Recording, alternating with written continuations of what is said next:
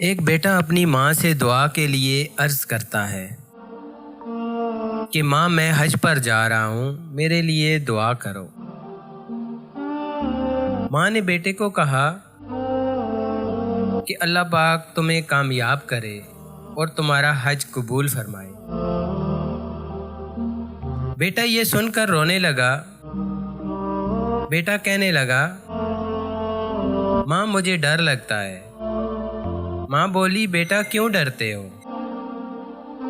کیوں ڈرتے ہو؟ بیٹا کہنے لگا، ماں مجھے ڈر لگتا ہے کہ میرا رب مجھے بخشے گا بھی کہ نہیں۔ میں نے اپنی زندگی میں بہت گناہ کیے ہیں، اسی وجہ سے مجھے ڈر لگتا ہے۔ بیٹا روتا ہے اور کبھی ماں کے ماتھے کو چومتا ہے اور کبھی پاؤں چومتا ہے اور ماں سے ایک ہی التجا کرتا ہے کہ ماں میرے لیے دعا کرنا۔ ماں کہتی ہے، بیٹا تمہارے لیے تو میں ہر وقت دعا کرتی ہوں۔ یہ اللہ کا تم پر خاص کرم ہے، اسی وجہ سے تمہیں اللہ پاک نے اپنے گھر بلایا ہے۔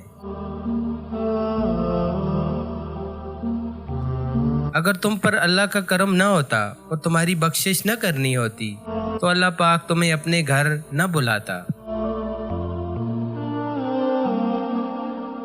ان لوگوں پر جنہیں اللہ پاک بخشنا بھی چاہتا ہے اور اپنے پاس بھی بلاتا ہے، اسی لیے اللہ پاک خوش نصیبوں میں ان بندوں کا نام لکھ دیتا ہے۔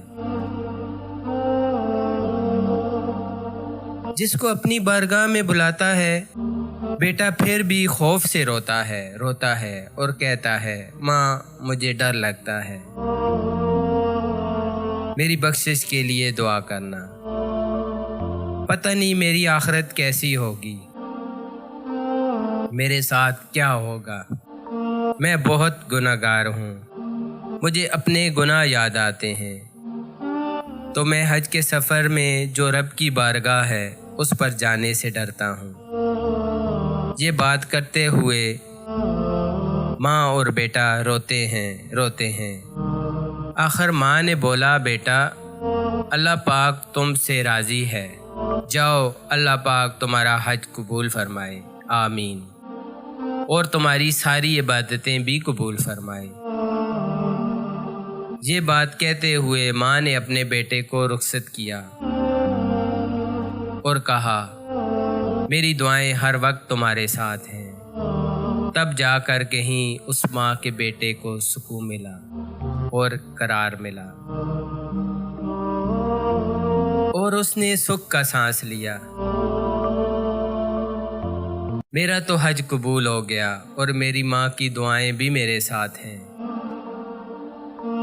ہم نے اپنے بزرگوں سے سنا ہے کہ ماں باپ جس سے راضی ہوتے ہیں تو اللہ پاک بھی اس سے راضی ہوتا ہے، اور اللہ پاک ہم سب کو اپنے ماں اور باپ کی قدر کرنے کی توفیق عطا فرمائے۔ ماں باپ راضی ہیں تو اللہ پاک بھی راضی ہے، اور اللہ کا حبیب صلی اللہ علیہ وسلم بھی راضی ہے۔